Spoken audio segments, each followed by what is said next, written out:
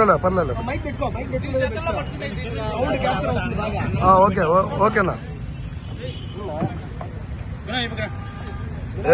రాజ్యాంగ నిర్మాత భారతదేశంలో ఇంత పెద్ద దేశానికి తన జీవితాన్ని కూడా త్యాగం చేస్తూ ఒక రాజ్యాంగాన్ని నిర్మించి భారతదేశ ప్రజలంతా కూడా సమాజంగా ఉండాలని చెప్పి, దేశ ప్రజలంతా కూడా ఉన్నతంగా ఉండాలని చెప్పి, భారతదేశం ప్రపంచ దేశాల్లో మొదటి స్థానంలో నిలవాలని చెప్పి అహర్నిశలు ప్రయత్నం చేసి ఆయన తన జీవితానంతా కూడా సర్వస్వాన్ని దేశం కోసం, బడుగు బలహీన వర్గాల కోసం, పేదల కోసం, మహిళల కోసం, అణగారిన వర్గాల కోసం పనిచేసినటువంటి మహనీయుడు doctor Babasaheb Ambedkar. Doctor BR Ambedkar ఈ దేశంలో ఒక వర్గానికో ఒక ప్రాంతానికో సంబంధించిన వ్యక్తి కాదు. ఈ ప్రపంచంలో, ఈ భారతదేశంలో ఉన్నటువంటి అందరికీ కూడా హక్కులు కల్పించినటువంటి మహనీయుడు. అలాంటి మహనీయుడిని అమిత్ షా, కేంద్ర హోంమంత్రి అమిత్ షా మాట్లాడుతూ ఆయన అంబేద్కర్ అంబేద్కర్ అంబేద్కర్ అని పేరు చెప్పే బదులు మీరు ఎవరిపైనా దేవుడి పేరు స్మరిస్తే మీకు స్వర్గ ప్రాప్తి కలుగుతుంది అని చెప్పి ఆయన చాలా అవహేళనగా మాట్లాడాడు. నేను చెప్తా ఉన్నా, బహుజన్ సమాజ్ పార్టీ ఆంధ్రప్రదేశ్ రాష్ట్ర శాఖ నుంచి మదనపల్లి నుంచి నేను ఒకటే చెప్తా ఉన్నా, అమిత్ షా కేంద్ర హోంమంత్రి నీకు ఒకటి చెప్తా ఉన్నా, మీరు గుర్తుపెట్టుకోవాలి.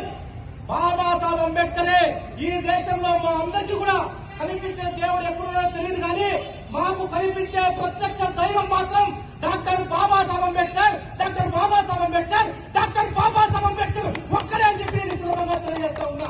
ఈ రోజు మేము సంతోషంగా ఈ దేశంలో చాలా మంది అణగారిన వర్గాలంతా కూడా మంచి పంట కట్టుకోగలుగుతున్నారు, తిండికి తిరగలుగుతున్నారు, 10 మందితో తిరగలుగుతున్నారు. దానికి ఒకే ఒక కారణం doctor BR Ambedkar. Doctor BR Ambedkar వ్యక్తిని ఈ భారతదేశంలో పుట్టకపోతే ఈ దేశంలో ఎంతో కోట్ల మంది జీవితాలని కనీసం మేము ఊహించుకోలేని పరిస్థితి. డాక్టర్ బిఆర్ అంబేద్కర్ యొక్క త్యాగం, బాబాసాహెబ్ అంబేద్కర్ యొక్క జీవితం అంత గొప్పది.